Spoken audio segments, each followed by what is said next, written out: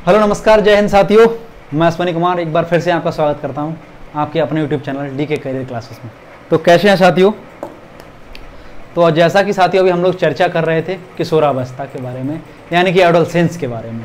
तो एडोलसेंस साथियों क्या होता है ये मैं आपको बता चुका था, और जैसा कि मैंने आपको पिछले लेक्चर में बताया था कि ये जो अवस्था है हमारे जीवन की सबसे महत्वपूर्ण और सबसे इम्पोर्टेंट अवस्था है। तो साथियों इस अवस्था में बहुत सारी मुश्किल, बहुत सारी प्रॉब्लम, बहुत सारी समस्याएं देखने को मिलती हैं। इस उम्र में ही बच्चे सबसे ज़्यादा शिकार होते हैं गलत चीज़ों के, सबसे ज़्यादा गलत तरीक़ों में पड़ जाते हैं, गलत संगत में पड़ जाते हैं। आपने देखा होगा कि इस उम्र में बच्चे मादक पदार्थों का सेवन करने लगते हैं।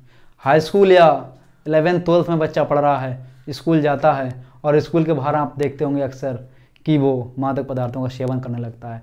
आजकल के बच्चे तो महंगे महंगे ड्रग्स भी लेने लगे हैं। तो ये बहुत ही चिंता का विषय है। इसी उम्र में बच्चे आजकल तनाव में रह रहे हैं, बहुत ज़्यादा झगड़ों में रह रहे हैं, माता पिता से लड़ाई लड़ते हैं, उस तनाव को बहुत ज़्यादा बढ़ जाता है, घर छोड़कर चले जाते हैं और आत्महत्या तक कर लेते हैं। इस उम्र में साथी बच्चे लड़ाई बहुत करते हैं, झगड़े बहुत करते हैं, वो झगड़े बढ़ के थाने, कोर्ट कचहरी, मर्डर तक पहुँच जाते हैं।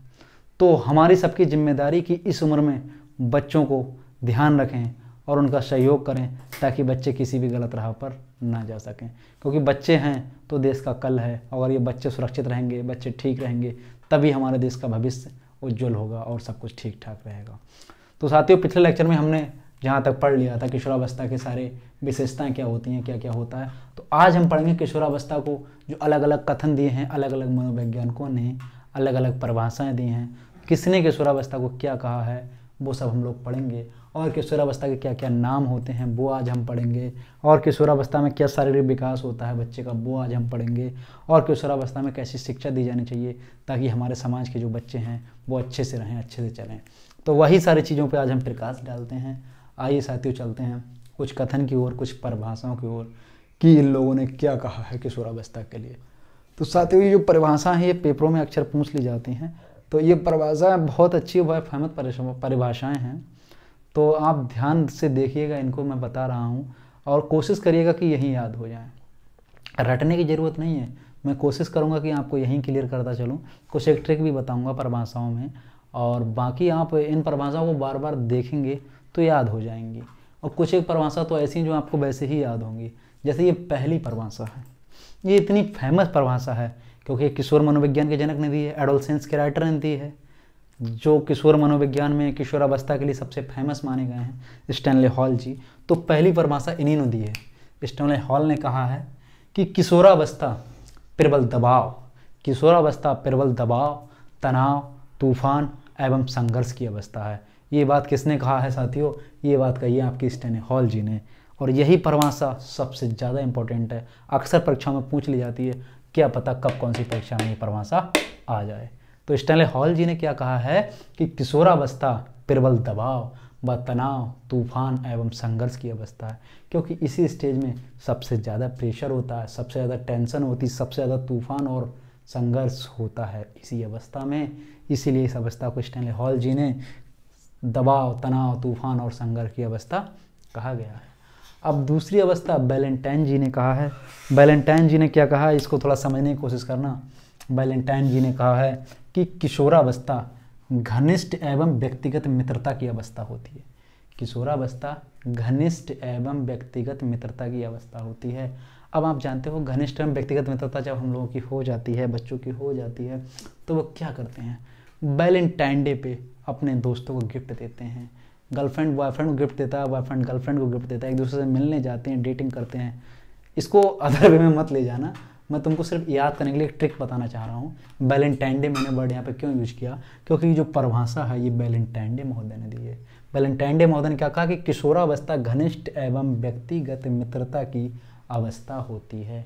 घनिष्ठ एवं व्यक्तिगत मित्र जब होंगे तो वैलेंटाइन डे पे एक दूसरे को गिफ्ट देंगे, इसलिए ये परिभाषा जो है वैलेंटाइन डे महोदय की है। अब एक और परिभाषा किशोरावस्था की वैलेंटाइन डे महोदय ने दी है, वो क्या है देखिएगा। उन्होंने कहा कि किशोरावस्था अपराध प्रवृत्ति के विकास का नाजुक काल है। अपराध प्रवृत्ति के विकास का नाजुक काल है। इस उम्र में, इस अवस्था में जो अपराध प्रवृत्ति है वो बहुत ज़्यादा बढ़ जाती है। ये बात कही है वैलेंटाइन डे महोदय ने। अब इसको याद कैसे करेंगे? इसको याद इसी ऊपर वाली परिभाषा से करेंगे कि किशोरावस्था घनिष्ठ एवं व्यक्तिगत मित्रता की अवस्था है। अब जब मित्रता हो जाएगी, जब 4-5 मित्र इकट्ठे होंगे तो वो कोई भी अपराध कर देंगे, और अपराध की प्रवृत्ति जब मित्रों में विकसित हो जाएगी तो फिर वो अपराधी हो जाएंगे। ये बात कही है वैलेंटाइन डे महोदय ने। तो इस तरह से याद कर लो कि आप अपराध प्रवृत्ति किन में होगी? मित्रों में होगी। अब मित्रों के साथ वो लोग कोई भी अपराध कर लेंगे, किशोर लोग। इसीलिए इस अवस्था को अपराध प्रवृत्ति के विकास का नाजुक काल कहा गया है। ये किसने कहा है? वैलेंटाइन डे महोदय ने। ठीक है, अब अगली परिभाषा रास महोदय की है। रास ने क्या कहा है कि किशोर समाज सेवा के आदर्शों का निर्माण व पोषण करते हैं। किशोर समाज सेवा के आदर्शों का निर्माण व पोषण करते हैं। सही बात है कि जो किशोर है हमारे बच्चे, वो समाज सेवा के आदर्शों का निर्माण व पोषण करते हैं। वो समाज सेवा करते हैं, नए आदर्श बनाते हैं और फिर उसको आगे लेकर चलते हैं। तो इसको कैसे याद करेंगे कि किशोर समाज सेवा के आदर्श का निर्माण व पोषण करते हैं। और जब वह आदर्श का निर्माण और पोषण नहीं कर पाते हैं तब उनको रोष आ जाता है, उनको गुस्सा आ जाता है। तो रोष से मतलब हो गया रास। तो ये परिभाषा किसने कही है? रास महोदय ने कही है। याद हो जाएगी इसी तरह से साथियों, कोरिलेट करके पढ़ें। रटने की ज़रूरत नहीं है, रटेंगे तो माइंड डाइवर्ट हो जाएगा, पागल हो जाएंगे। रटना कुछ भी नहीं है, बस समझने की कोशिश करना है कि हमने कैसे बताया है, किस तरह से परिभाषा को कैसे कोरिलेट करना है। जैसे मैं कोरिलेट कर रहा हूँ, आप अपनी तरह से भी कर सकते हैं। किसी भी परिभाषा को आप किसी भी तरह से कोरिलेट कर सकते हैं और आपको बहुत आसानी से याद हो जाएगी, है ना।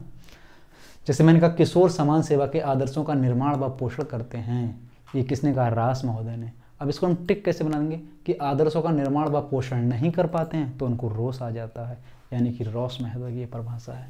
ठीक है, अब अगली परिभाषा है शिशु के समान किशोरों को वातावरण से समायोजन करने का कार्य पुनः आरंभ करना होता है। ये भी कहा है रास महोदय ने कि जैसे शिशु जो होता है, बचपन में जब शिशु होता है, शिशु अवस्था में वो अपना समायोजन करता है हर तरह से, उसी तरह से वातावरण से किशोरों को भी समायोजन करना पड़ता है। तो ये बात कही है रास महोदय ने। अब इसको कैसे याद करेंगे कि वातावरण से समायोजन करने का कार्य पुनः आरंभ करना होता है, और जब वातावरण से समायोजन नहीं हो पाता है तो फिर किशोरों को आ जाता है रोष, और इसीलिए परिभाषा रास महोदय ने कही है कि जब वातावरण से समायोजन करना नहीं हो पाता है तो उनको आ जाता है रोष, इसलिए कहा है रास महोदय ने। ठीक है, आशा करता हूँ कि आपको समझ में आ रहा होगा कि किस तरह से परिभाषा याद होंगी। अब अगली परिभाषा ये है कि किशोरावस्था शैशवावस्था की पुनरावृत्ति है। किशोरावस्था शैशवावस्था की पुनरावृत्ति है, यानी किशोर जो करता है वो शैशवावस्था में भी होता है। शैशवावस्था में जैसा हुआ उसके साथ वैसा किशोरावस्था में हो रहा। अब कैसे? सपोज दैट आपने देखा होगा कि जो शिशु होते हैं शिशु अवस्था में वो अचानक रोने लगते हैं, अचानक हंसने लगते हैं, होते ना। अब ऐसा ही कुछ हमारे किशोरों के साथ भी होता है कि वो अचानक रोने लगते हैं, अचानक हंसने लगते हैं, अचानक टेंशन में आ जाते हैं, अचानक गुस्से में आ जाते हैं। तो ये हमारे किशोरावस्था में होता है ना। तो इसीलिए कहा गया कि किशोरावस्था शैशवावस्था की पुनरावृत्ति है। अब ये कहा किसने है, इस पर थोड़ा विवाद रहता है। ये कहा है जॉन्स महोदय ने। जॉन्स महोदय ने कहा है लेकिन यहाँ पे बहुत ज़्यादा डाउट रहता है। सबसे ज़्यादा इसको हर किताब में हर टीचर के द्वारा ये बताया जाता है कि ये रास महोदय ने कहा है, बहुत सारी परीक्षाओं में आया भी गया है। लेकिन माना जाता है कि जो अथेंटिक किताबें हैं, अथेंटिक जगह पर दिया है वहाँ पे जॉन्स दिया होगा। लेकिन बहुत सारे टीचर और बहुत सारी जगह हमने भी पढ़ा है और पढ़ा जाता है और पढ़ाया जाता है कि रास ने कहा ये बात कि किशोरावस्था शैशवावस्था की पुनरावृत्ति है। तो यहाँ पर बहुत ज़्यादा डाउट रहता है। अब आपको ये देखना कि आपकी परीक्षा में क्या आता है। लेकिन अथेंटिक रूप से माने तो ये परिभाषा जॉन्स जी की है, लेकिन ज़्यादातर देखा यही जाएगा कि वहाँ पर रास लिखा हुआ मिलता है। परीक्षाओं में फ़िलहाल जॉन्स को ठीक माना जाता है। तो इस पॉइंट को आप बहुत ध्यान से देख लें कि किशोरावस्था शैशवावस्था की पुनरावृत्ति है, किसने कहा है। तो लगाएंगे आप जॉन्स और ठीक होगा। ठीक है, अब अगली परिभाषा आ जाती है काल्सनिक जी की। उन्होंने क्या कहा है कि किशोर प्राणों को अपने मार्ग की बाधा समझते हैं। उन्हें लगता है कि प्राण उनकी स्वतंत्रता का हनन करते हैं। प्राण का मतलब समझते हैं, जो किशोर होता है उससे बड़े लोग उसके परिवार में, किशोरावस्था के बाद जो अवस्था आती है प्रौढ़ावस्था आती है, तो प्रौढ़ावस्था में इसमें उसके माता पिता हो सकते हैं, बड़े भाई बहन हो सकते हैं, या कोई और सीनियर पर्सन हो सकता है। तो क्या होता है साथियों कि किशोरावस्था में जो हमारे किशोर होते हैं वो प्रौढ़ों को अपना दुश्मन समझने लगते हैं, अपना जानी दुश्मन समझने लगते हैं। उनको लगता है कि उनकी वो हर मार्ग में बाधा बन रहे हैं। अब मैं थोड़ा इसको आप एक स्टोरी के माध्यम से सुनाऊंगा। आप देखते होंगे बहुत सारी वेब सीरीज आती हैं, क्राइम पेट्रोल वगैरह, या बहुत सारे ऐसे प्रोग्राम आते हैं, क्राइम पेट्रोल है, सावधान इंडिया है, CID वगैरह है। इसमें आप देखते होंगे इसमें चीज़ें दिखाई जाती हैं।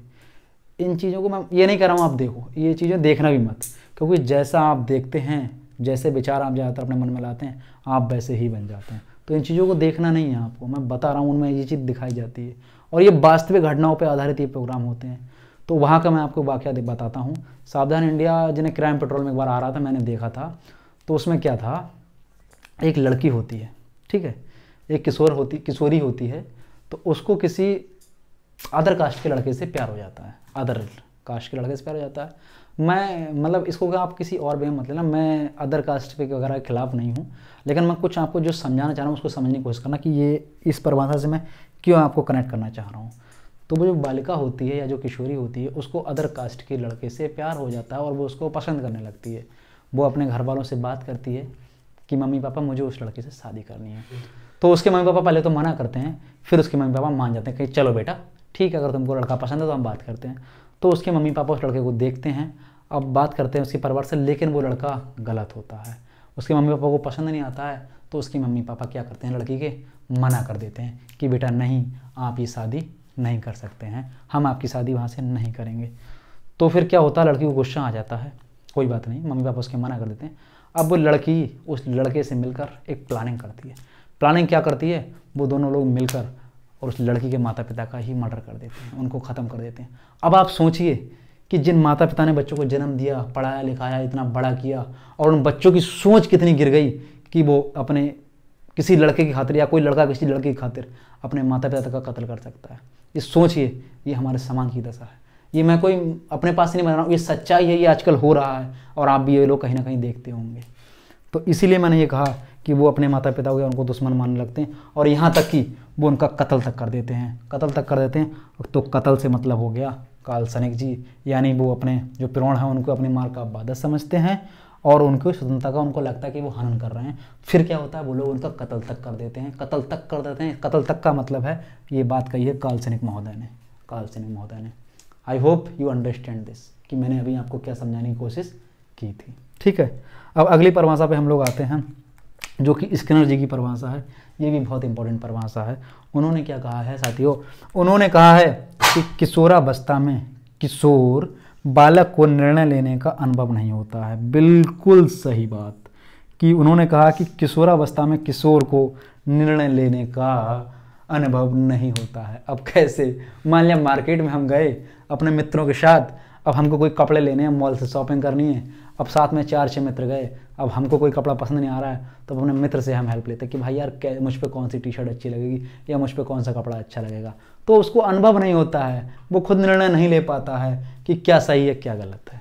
ठीक है, ऐसे ही मान लिया कोई खाने की बात आई, कोई डिश की बात आई, तो वो निर्णय नहीं ले पाता है कि मैं ये वाली मिठाई खाऊँ कि ये वाली खाऊँ कि ये वाली खाऊँ, यानी कि वो एक बाधा में रहता है, निर्णय नहीं ले पाता है उसको, क्योंकि उसका अनुभव नहीं होता। ये बात कही है स्किनर महोदय ने।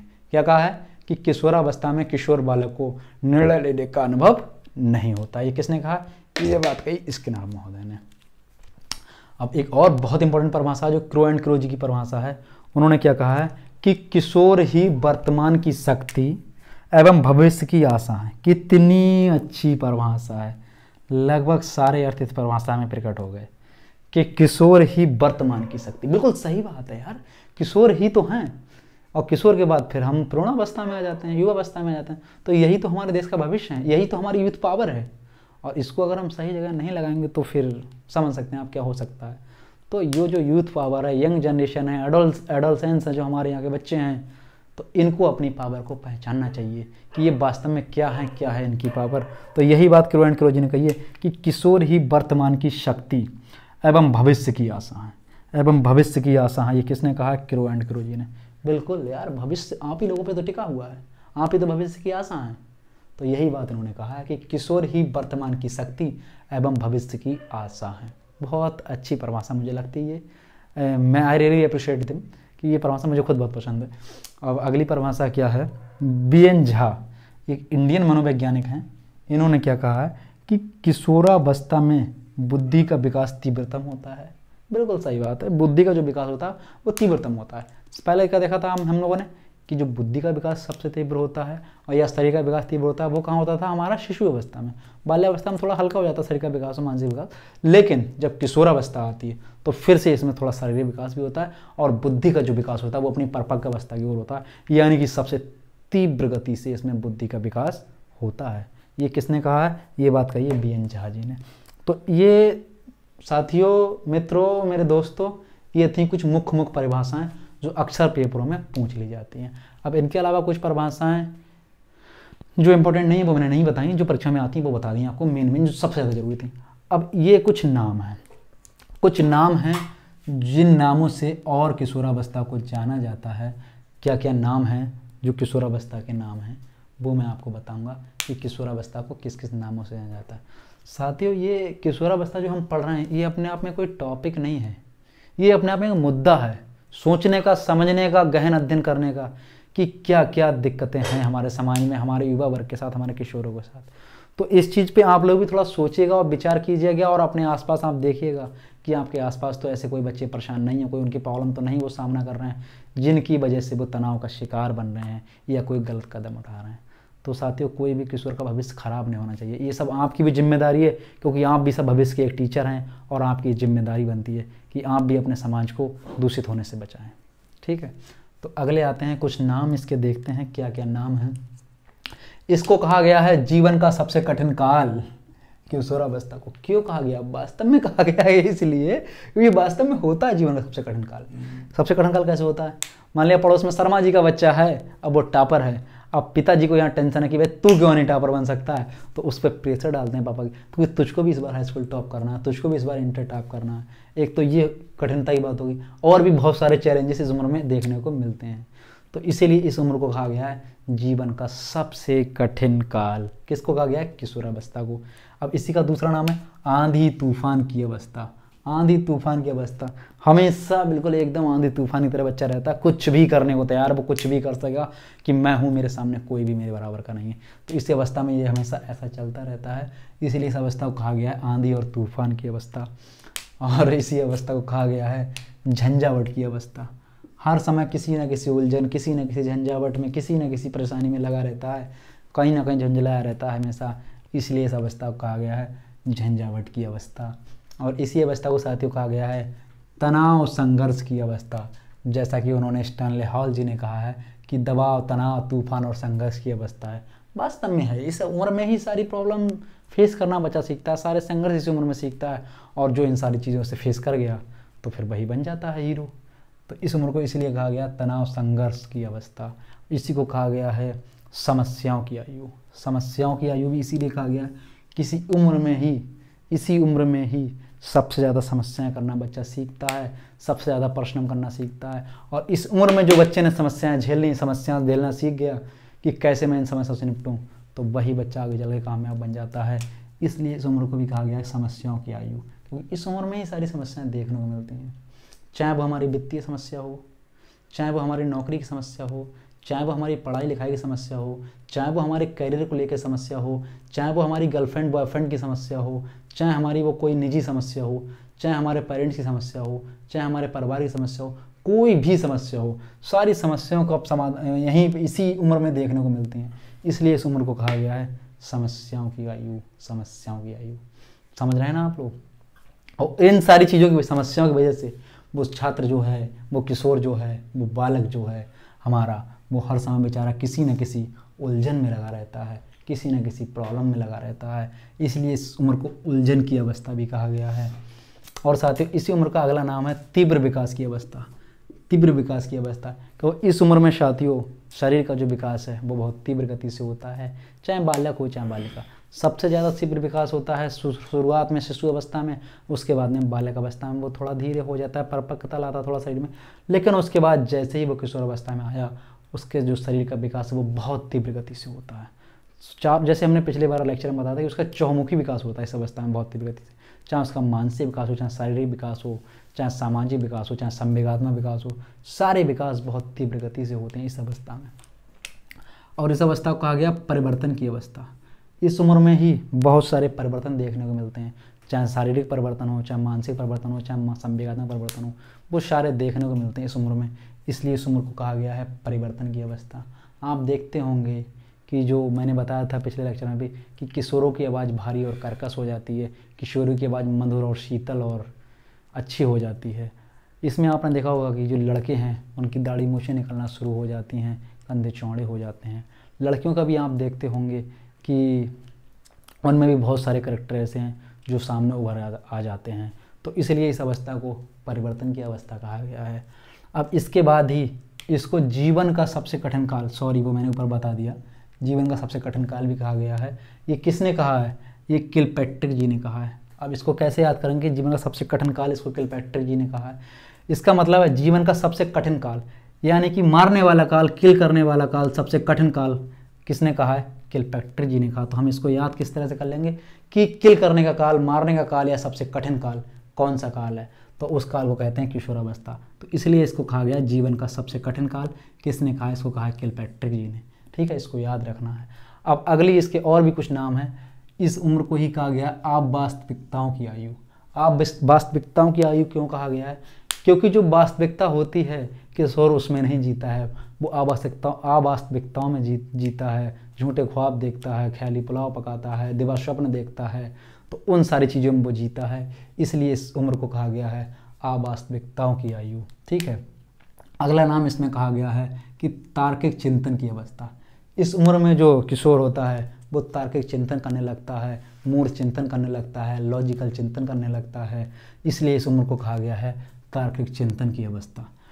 अब इसी उम्र को साथियों कहा गया है स्वर्णकाल या गोल्डन एज। इसको स्वर्णकाल या गोल्डन एज इसलिए कहा गया है क्योंकि जो इस उम्र में बच्चा करता है, इस उम्र में जो बच्चा अनुभव करता है वो शायद जीवन के और किसी काल में नहीं कर सकता। इसलिए इस उम्र को स्वर्णकाल कहा गया है। इसमें ही गम देखता है, इसी में मोहब्बत देखता है, इसी में प्यार देखता है, इसी में लड़ाई देखता है। तो इसलिए इस उम्र को कहा गया है स्वर्णकाल, क्योंकि इसमें जो अनुभव होते हैं, इसमें जो मौज होती है वो शायद और कहीं नहीं होती है। इसलिए इस उम्र को कहा गया स्वर्णकाल।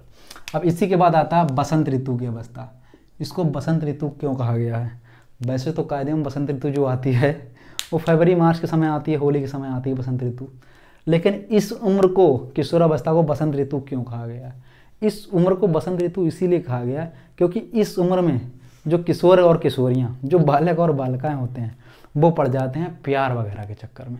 अब जब वो प्यार करने लगते हैं तो उनकी उम्र में आ जाता है बसंत। अब उनकी उम्र में जब बसंत आ गया भाई, एक दूसरे से मिलना उलना होने लगा, तो उनकी ऋतु, बसंत की ऋतु उनकी शुरू हो गई। इसलिए इस उम्र को कहा गया बसंत की अवस्था। फिर होता क्या है, वो बसंत ज़्यादा दिन का नहीं होता है। कुछ दिन बाद लड़ाई झगड़े होने लगते हैं, परेशानियाँ होने लगती हैं और वो एक दूसरे से जुदा हो जाते हैं। फिर प्रॉब्लम्स ही प्रॉब्लम्स, फिर उससे बहुत सारी परेशानियों का सामना करना पड़ता है। तो इसीलिए इस उम्र को कहा गया बसंत ऋतु की अवस्था। याद हो गया होगा ना क्यों कहा गया बसंत ऋतु की अवस्था? इसलिए इसको कहा गया है बसंत ऋतु की अवस्था। अब अगला नाम है इसमें कि विशिष्टता की खोज की अवस्था। विशिष्टता की खोज की अवस्था का मतलब होता है कि इस उम्र में किशोर चाहता है कि मैं सबसे विशिष्ट रहूं, मैं सबसे अलग दिखूं, मैं सबसे अपनी अलग पहचान बनाऊं। इसलिए इस उम्र को कहा गया विशिष्टता की खोज की अवस्था। विशिष्टता की खोज की अवस्था, ठीक है, समझ रहे हैं आप लोग? और अगला नाम है, इसी उम्र को कहा गया विद्रोही उम्र। विद्रोही उम्र या उग्र की उम्र या उग्र की, क्योंकि इस उम्र में जो छात्र होता है या किशोर होता है या बालक होता है वो विद्रोही होता है। वो किसी से भी विद्रोह कर सकता है, चाहे वो माता पिता हो, चाहे टीचर हो, चाहे समाज हो, क्योंकि उसको लगता है कि उसके जो विचार हैं वो सबसे ठीक हैं, सबसे सटीक हैं। इसलिए वो इस उम्र में विद्रोही भी कर सकता है। इसलिए इस उम्र को कहा गया विद्रोह की अवस्था, ठीक है। अब इसी उम्र को कहा गया संक्रमण का काल। संक्रमण का काल इसलिए कहा गया है क्योंकि बाल्यावस्था से निकलकर वो किशोरावस्था में आता है और उधर प्रौढ़ावस्था से पहले किशोरावस्था में होता है। तो यहाँ पे दो स्टेजों का मिलन हो रहा है और इसमें ही सब कुछ वो कर रहा है, अच्छे बुरे काम सब कुछ देख रहा है, सब कुछ सीख रहा है, सारी चीज़ों का संक्रमण हो रहा है। इसलिए इस उम्र को कहा गया संक्रमण काल। संक्रमण काल किसने कहा है इस उम्र को? इस उम्र को हरलॉक महोदया ने संक्रमण काल कहा है। आपको बता दें, शायद नहीं पता होगा कि जो हरलॉक हैं वो एक लेडीज़ हैं, वो एक लेडीज़ साइकोलॉजिस्ट हैं हरलॉक महोदया। इसलिए लेकिन ज़्यादातर हम लोग को ये लगता है कि एक जेंट्स हैं, लेकिन वास्तविकता ये कि एक लेडी हैं। तो लेडी हैं ये, इन्होंने ही इसको संक्रमण काल कहा है। अब इसी एज को हम लोग कहते हैं ब्यूटी एज। ब्यूटी एज यानी सुंदरता का समय, सुंदरता की आयु, ब्यूटी एज। क्यों ब्यूटी एज कहते हैं? क्योंकि इस उम्र में बच्चे और जो किशोर किशोरियाँ होते हैं वो अपने आप को हैंडसम दिखाने की कोशिश करते हैं, ब्यूटी दिखाने की कोशिश करते हैं। आपने देखा होगा कि आप भी जब इस उम्र में होंगे तब आप जब विद्यालय जाते होंगे, कहीं बाहर जाते होंगे, तो आप जब तैयार होते होंगे तो शीशे में अपने आप लोग बार काटते होंगे, बार बार अपना आप शीशे में चेहरा देखते होंगे, आईने में चेहरा देखते होंगे, तो आपको लगता होगा कि मैं पिछली बार से ज़्यादा स्मार्ट लग रहा हूँ आज। होता है ना। लड़कियों का क्या होता है, वो भी शादी पार्टी में कहीं जाएंगी तो बार बार ड्रेस बदलेंगी, बार बार मेकअप करेंगी, बार बार हेयर स्टाइल बदलेंगी। मतलब ये एक उम्र होती है कि हमको लगता है कि हम दूसरे से बेटर दिखें, दूसरे से स्मार्ट दिखें, दूसरे से सुंदर दिखें, दूसरे से ब्यूटीफुल दिखें। तो इसलिए इस एज को कहा गया है ब्यूटीफुल एज। समझ रहे हैं आप लोग, ब्यूटीफुल एज इसलिए कहा गया है। अब इसी उम्र को लास्ट नाम एक हमने और दिया है, गिरोह की उम्र। इसको गिरोह की उम्र कहते हैं या समूह की उम्र कहते हैं। इस उम्र में बच्चे जो होते हैं, किशोर जो होते हैं, वो ग्रुपिंग में रहना सीख जाते हैं, गिरोह में रहना सीख जाते हैं। आपने देखा होगा कि अगर किसी भी एक दोस्त की लड़ाई हो गई कहीं और उसको किसी ने कहीं पे मार दिया या उससे कहीं पे झगड़ा हो गया, तो अपने साथी समूह में बताएगा जाके, या उसको खबर मिलेगी कि यार हमारा दोस्त की वहाँ लड़ाई हुई। तो क्या देखते हैं कि पूरा गिरोह वहाँ पूरी उम्र, मतलब इनके जितने भी साथी होते हैं वो सारे हॉकी डंडा लेके कहीं पे पहुँच जाते हैं कि आ साला किसने मारा मेरे दोस्त को। तो वो उम्र होती है यहाँ पे गिरोह की उम्र। इस उम्र में ये सारी चीज़ें देखने को मिलती हैं। तो ये जो सारे मैंने कुछ नाम बताए, ये किशोरावस्था को इन नामों से ही जाना जाता है। तो आप लोगों को समझ में आए होंगे लगभग सारे नाम। अब इस उम्र में जो शारीरिक विकास देखने को मिलता है कि इस उम्र में शारीरिक विकास क्या क्या होता है, उसकी बात कर लेते हैं। तो इस उम्र में साथियों जो बच्चा होता है या किशोर होता है, उसके शरीर में जो हड्डियों की संख्या होती है वो 206 हो जाती है।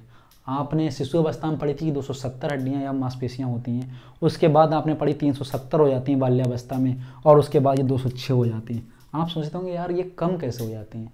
कम होने का रीज़न ये है कि कुछ हड्डियाँ जो ऐसी होती हैं जो बचपन में अलग अलग होती हैं, लेकिन इस अवस्था में आके वो आपस में ज्वाइंट हो जाती हैं, तो बहुत सारी हड्डियाँ आपस में मिक्स हो जाती हैं, बहुत सारी हड्डियों का डिफ्यूज़न हो जाता है। इसलिए ये जब किशोर अवस्था या वयस्क अवस्था आती है तो ये 206 रह जाती हैं।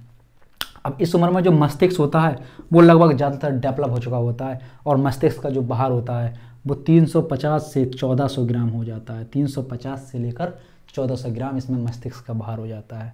और इस उम्र में जो लड़कियां होती हैं और लड़के होते हैं, उनका लगभग शारीरिक विकास जो होता है कंप्लीट हो चुका होता है। यानी कि 16 वर्ष तक बालिकाओं का, 16 वर्ष तक बालिकाओं का तथा 18 वर्ष तक बालकों का अपना अधिकतम विकास हो जाता है, अपना अधिकतम विकास हो जाता है। यानी कि जो बालिकाएं होती हैं उनका 16 वर्ष तक अधिकतम विकास हो जाता है, और जो बालक होते हैं उनका 18 वर्ष तक अधिकतम विकास हो जाता है। शरीर का विकास हो चाहे मानसिक विकास हो, लगभग सारे विकास इस उम्र तक बच्चों के कंप्लीट हो जाते हैं। अब इसी के बाद में एक अक्कल दाढ़ बोलते हैं हम लोग, अक्कल दाढ़, जिसको हम लोग बोलते हैं चौफर या प्रज्ञा या अकील की दाढ़ या अकील की दाढ़। तो किशोरावस्था के अंत तक प्रज्ञा या चौफर या अकील के 1 या 2 दांत निकल आते हैं, 1 या 2 दांत निकल आते हैं। ठीक है, आपने देखा होगा बहुत सारा दर्द होता है दाढ़ों में, या वो निकलती हैं जब, तो उनको ही अकील के दांत बोलते हैं या चौफर या प्रज्ञा बोलते हैं। तो वो किशोर अवस्था के अंत तक 1 या 2 निकल आते हैं। फिर बात करते हैं मांसपेशियों की। तो इस उम्र तक जो शरीर की मांसपेशियों का कुल भार होता है, शरीर की मांसपेशियों का जो कुल भार होता है वो शरीर के टोटल भार का 45 से 55% शरीर में जो मांसपेशियों का भार होता है वही होता है। तो ये हो गई शारीरिक विकास की बात। अब हम बात कर लेते हैं कि जो किशोरावस्था में जो प्रॉब्लम्स आ रही हैं, जो दिक्कतें आ रही हैं, उनको कैसे दूर करेंगे हम। ठीक है, क्योंकि आज हमारा जो अगर किशोर ही नहीं संभल के रहेगा तो फिर कैसे दिक्कत दूर होगी। तो हमको देखना है कि अपने जो किशोरावस्था है, इनके जो छात्र हैं या जो साथी हैं या बच्चे हैं, इनको हम कैसी शिक्षा दें कि जिसकी वजह से इनमें सुधार आ सके। तो कैसे सुधार आएंगे साथियों, देख लेते हैं। कि आप जानते हैं कि उस उम्र में बच्चा क्या होता है, बहुत ज़्यादा उग्र होता है और बहुत ज़्यादा विद्रोही होता है, बहुत ज़्यादा गुस्से का होता है। तो उसको शांत करने के लिए हमको क्या करना होगा, इस उम्र के बच्चों को ज़्यादा से ज़्यादा नैतिक शिक्षा देनी होगी, नैतिक शिक्षा से जोड़ना होगा, नैतिक कहानियाँ पढ़ानी होंगी, मोटिवेशनल चीज़ें दिखानी होंगी, उनको मोटिवेट करना होगा। तो इस उम्र में बच्चों को नैतिक शिक्षा ज़्यादा से ज़्यादा दी जाए ताकि बच्चे इस चीज़ को समझें और गलत भावनाओं में ना जाएं, गलत काम ना करें। तो इसलिए इस उम्र में नैतिक शिक्षा का बहुत महत्वपूर्ण रोल होता है। तो इस उम्र में ज़्यादा से ज़्यादा हमको नैतिक शिक्षा दी जानी चाहिए। अब दूसरी बात आ जाती है यौन शिक्षा की, सेक्स एजुकेशन। तो आप देखते होंगे कि इस उम्र में समाज में क्या होता है, समाज में बहुत सारे यौन अपराध बढ़ रहे हैं।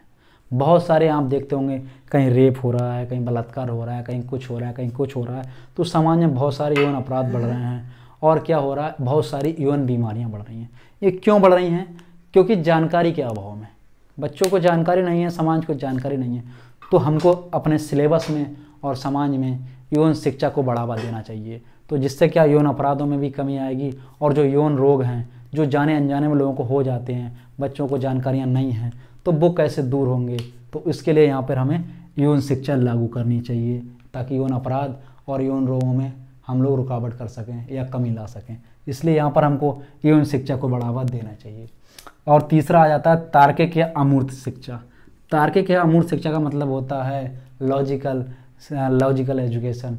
यहाँ पर क्या होता है कि इस उम्र में जो बच्चों को हमारे लिए अधिक से अधिक गणित, साइंस, रीजनिंग, इनकी पढ़ाई पर ध्यान दिलवाना चाहिए, ताकि बच्चे अधिक से अधिक अपना विकास कर सकें। चौथी शिक्षा की बात आती है कि इस उम्र में हमें अधिक से अधिक व्यावसायिक शिक्षा पर जोर देना चाहिए। व्यावसायिक शिक्षा पर अगर हम जोर देंगे तो बच्चे क्या होंगे, बेरोजगार नहीं होंगे, उनको रोजगार मिल जाएगा और वो अपना कुछ ना कुछ कमाई धंधा करना सीख जाएंगे। तो हमें ज़्यादा से ज़्यादा इस उम्र में बच्चों को रोजगार की तरफ ध्यान दिलवाना चाहिए, ताकि जब बच्चे कोई ना कोई काम करेंगे तो कोई ना कोई उनके अर्निंग भी होगी और वो कुरीतियों में नहीं पड़ेंगे, किसी प्रॉब्लम में नहीं आएंगे। तो इसलिए, क्योंकि कुछ ऐसा होता ना, बहुत सारे बच्चों का पढ़ाई में मन नहीं लगता है, पढ़ाई से वो ऊब जाते हैं। तो जब बच्चे जो पढ़ना नहीं चाहते हैं तो उनके लिए हमको वोकेशनल एजुकेशन यानी कि व्यावसायिक शिक्षा का प्रबंधन करना चाहिए, जिसके थ्रू वो बच्चे अपना खुद का कोई स्वरोजगार या खुद का कोई हुनर सीख लें और वो अपना काम करने लगें। तो उसको कहते हैं व्यावसायिक शिक्षा। तो उसकी व्यवस्था इस उम्र में करनी चाहिए। इसके अलावा फिर इसमें दी जानी चाहिए समायोजन की शिक्षा। समायोजन की शिक्षा का मतलब होता है कंप्रोमाइज। कंप्रोमाइज का मतलब ये होता है, जैसे मान लिया आप किसी क्लास में पढ़ते हैं, अब आप फर्स्ट शीट पे बैठते हैं, अब फर्स्ट शीट पे आप बैठते हैं और आप उस पर बैठे हैं और आपके आने से पहले अगले दिन कोई दूसरा बच्चा उस सीट पर बैठ गया। अब आप क्या कहेंगे, मैं इस सीट पर बैठूंगा, तो उठ चले यहाँ से। अब वो बच्चा कहेगा, यार भाई मैं बैठ गया हूँ, आज आप पीछे बैठ जाइए। तो कहेंगे नहीं नहीं नहीं नहीं, ये सीट तो मेरी है, यहाँ पे मैं ही बैठूंगा। तो वो होता है कंप्रोमाइज़। इस उम्र में बच्चे कंप्रोमाइज़ करना नहीं चाहते हैं। वो क्या सोचते हैं कि हर चीज़ पे मेरा अधिकार है और मैं इस चीज़ को लेकर रहूँगा, मैं इस चीज़ को क्यों किसी को दे दूँ। मतलब वो अपने आप को ही समाज में समायोजन करना नहीं चाहते हैं। तो इसलिए इस उम्र में समायोजन की शिक्षा भी बहुत ज़रूरी है। तो हमको इस उम्र में बच्चों को समायोजन की शिक्षा भी देनी चाहिए। और इसी उम्र में बच्चों को शारीरिक शिक्षा का भी ज्ञान देना चाहिए कि बच्चों को कैसे व्यायाम करना चाहिए, कैसे योगा करना चाहिए, कैसे अपने शरीर को स्वस्थ रखना चाहिए, कैसे खान पान होना चाहिए। तो इस उम्र में शारीरिक शिक्षा भी हमको बच्चों को देनी चाहिए। तो साथियों, ये सारी ज़रूरी शिक्षाएं हैं जो हम अगर छात्रों को देंगे और स्टूडेंटों को देंगे, किशोरों को देंगे, तो शायद हमारे बच्चों को ये सारी प्रॉब्लम नहीं आएंगी जो मैंने लेक्चरों में आपको बताई। तो साथियों, आशा करते हैं कि आपको लगभग किशोरावस्था की मैंने हर चीज़ से टच कराने की कोशिश की और आपको कुछ समझ में भी आया होगा। तो साथियों, इसी के साथ आप लोग पढ़ते रहिए। और आज हमारी जो विकास की अवस्थाएं थीं वो अवस्थाएं लगभग समाप्त हो गई हैं, क्योंकि हमारे सिलेबस में साथियों शैशवावस्था, बाल्यावस्था और किशोरावस्था तीन ही अवस्थाएं पढ़ने को आती हैं। तीन ही अवस्थाएं हमारे सिलेबस में हैं। तो साथियों, लगभग हमने आज तीनों अवस्थाएं कंप्लीट कर ली हैं। अब इसके ही साथ साथियों हम अगले टॉपिक को लेकर कल नए कोई टॉपिक को लेकर आएंगे। और साथियों, आपको कैसा लग रहा है मनोविज्ञान पढ़ते हुए आप कमेंट बॉक्स में ज़रूर बताएं। और साथियों, आप हमारे चैनल से जुड़े हुए हैं, इसके लिए बहुत बहुत धन्यवाद। और साथियों, यूं ही हमारे चैनल पर बने रहिए और आप सब लोगों का साथ बहुत ज़रूरी है। तो चैनल को साथियों सब्सक्राइब करने के लिए, लाइक करने के लिए और शेयर करने के लिए बहुत बहुत धन्यवाद। Thank you all of you. Thank you all of you.